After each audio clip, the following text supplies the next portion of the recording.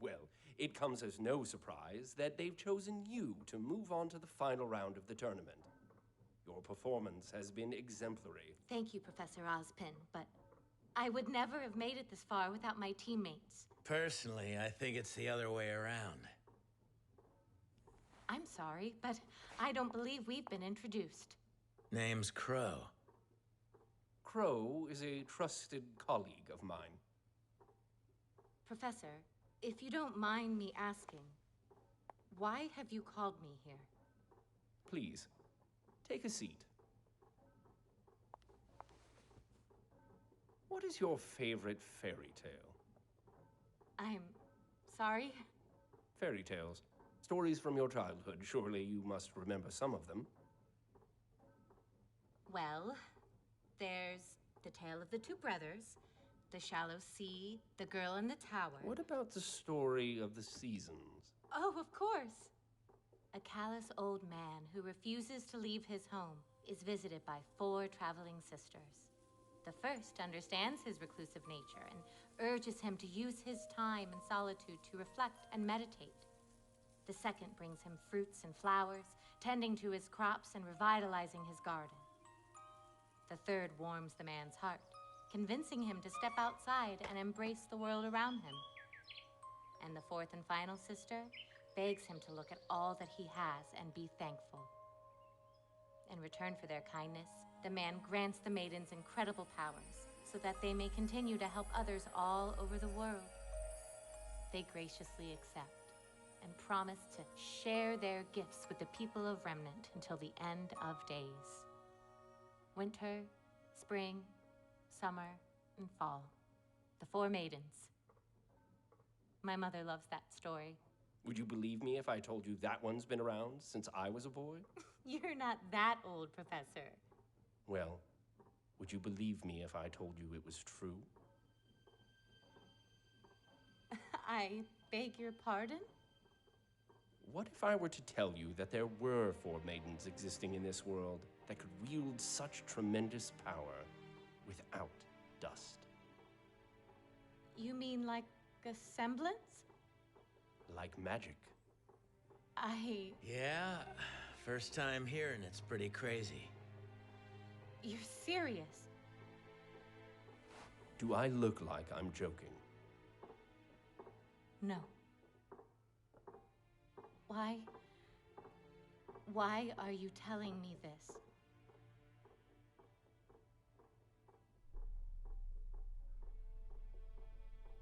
We are telling you, Pyrrha Nikos, because we believe that you are next in line to receive the Fall Maiden's powers. We? Sorry we're late. Wait. What is this? Who are you? You know who we are. We're still the same teachers and headmasters you met when you arrived at Beacon. Except we've got a little part-time job. We are the protectors of this world. And we need your help.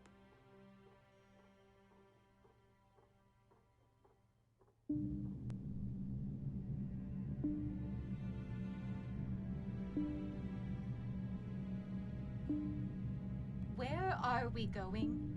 The vault, under the school.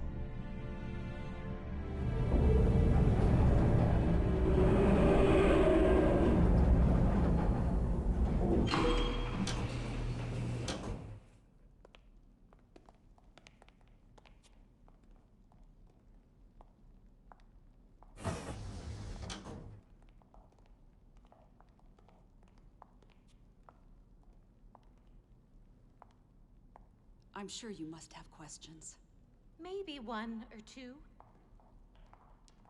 I still don't understand. You said I was next in line to receive the Maiden's power. What do you mean by that? The Maidens have existed for thousands of years. But much like in nature, the seasons change. No 2 summers are alike. When a maiden dies, her power leaves her body and seeks out a new host, ensuring that the seasons are never lost and that no individual can hold on to the power forever. So, how does the power choose? through a series of stupid and convoluted rules. Crow. Hey, don't get mad because I'm right. At first, the only thing that was certain was that the powers were specifically passed on to young women. But as time went on, it was discovered that the selection process was much more intimate. Intimate? As we understand it now, when a maiden dies, the one who is in her final thoughts is the first candidate to inherit her power. Unless it's a dude or some old hag. Then the power goes to someone random, and our jobs get a lot harder. Why tell me all of this now? Why not wait until I've graduated? Honestly, we've run out of time. I don't know if you've noticed, but things are getting a lot scarier out in the world. Tensions are high. The Grim are growing stronger, more prevalent, and it's not gonna be much longer before this peace we've all been enjoying so much goes out the window. You're not talking about war. Not a war between nations. We can fill you in on the details once we know you're with us. For now, all you need to know is that one of the maidens was attacked, and for the first time in history, part of her power was stolen.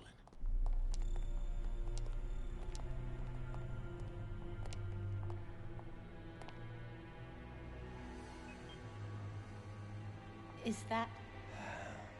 The current Fall Maiden, Amber. she's still alive? For now. We're using state-of-the-art Atlas technology to keep her stable. But there is a lot about this situation that is unprecedented. What do you mean? Well, we don't know what will happen when she passes. Won't her power just transfer to the next host? Look who's been listening. She is smart. Under normal circumstances, yes. But this is a delicate situation. It's not uncommon for the last thoughts of the slain to be of their attacker.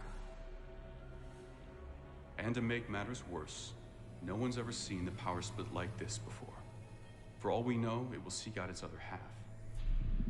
Her assailant. And that would not bode well for any of us.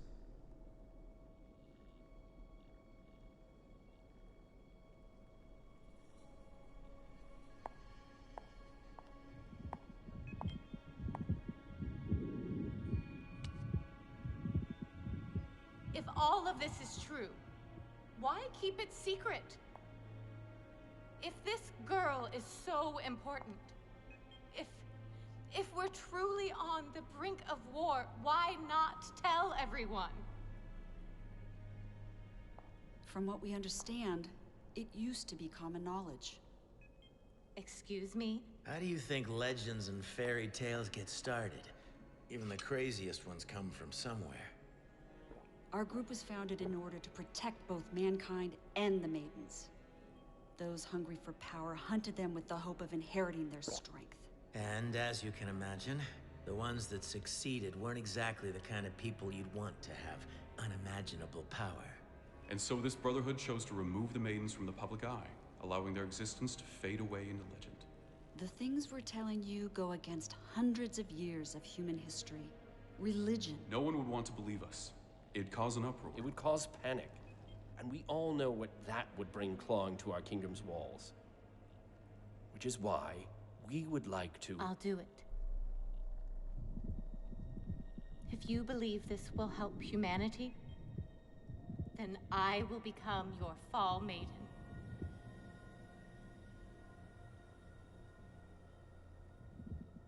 That's what you wanted, isn't it? It is, but I'm afraid it's not that simple. Given Amber's condition, you won't be able to inherit her power naturally.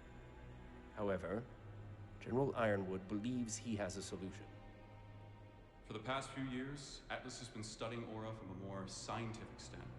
How it works, what it's made of, how it can be used. We've made significant strides, and we believe we found a way to capture it. Capture it and cram it into something else. Or in your case... That's Classified. wrong. The feeling is mutual.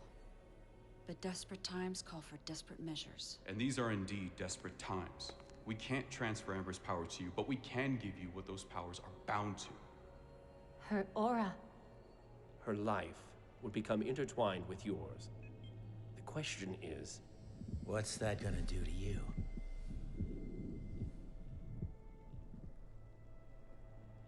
You have an important decision before you, Ms. Nikos.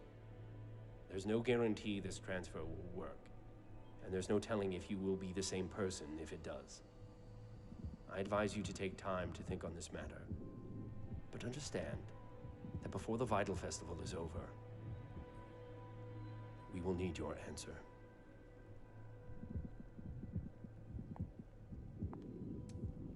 The assailant that attacked the Fall Maiden has made their first move, and there's no telling when their next move will be.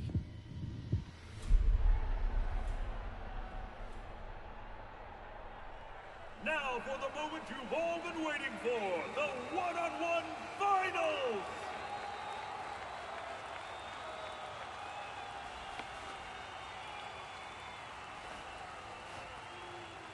Barney, why don't you explain the rules? It's quite simple, Peter. Instead of a bracket system, each round of the finals will be randomly determined immediately before the match takes place. Much like any good hunt, there will be 0 time to prepare. Yes. Now let's see who our first match will be.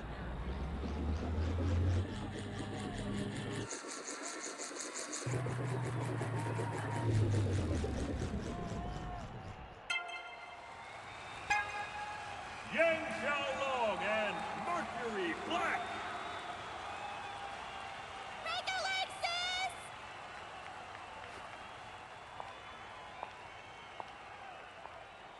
Would all other combatants please leave the stage?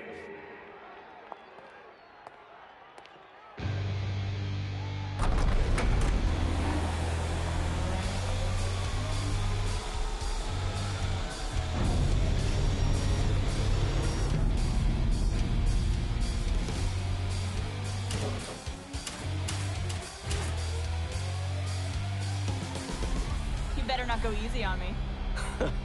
You wish.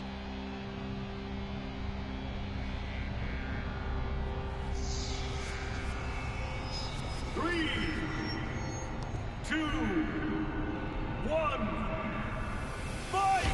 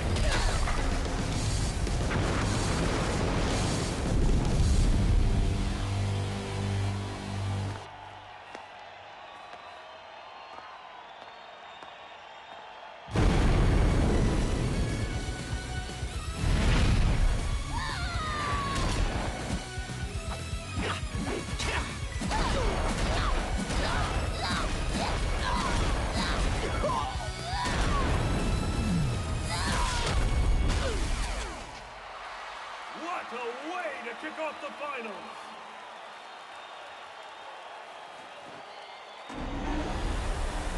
Yang Xiaolong wins! Yeah, you did it, sis! Way to go, Yang! Better luck next time. There's not going to be a next time, Blondie.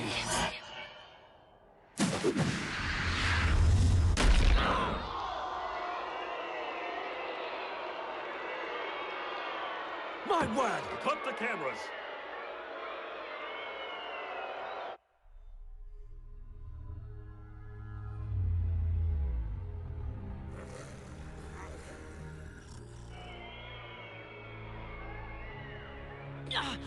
My leg!